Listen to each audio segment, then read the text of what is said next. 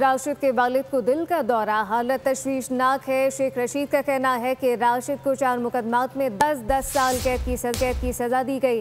فیصلہ آباد کبھی نہیں گیا، جھوٹے مقدمات بنائے گئے۔ شیخ رشید بولے کہ بھوک، مہنگائی، بے روزگاری نے عوام کا جینا مشکل کر دیا ہے۔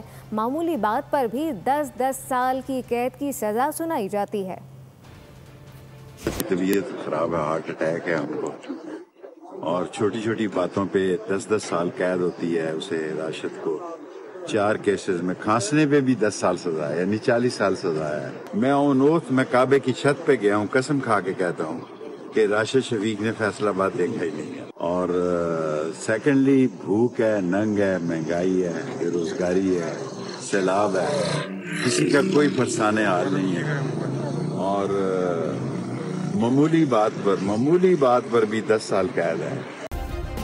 سبسکرائب کریں اور بیل دبائیں تاکہ کوئی خبر رہ نہ جائے۔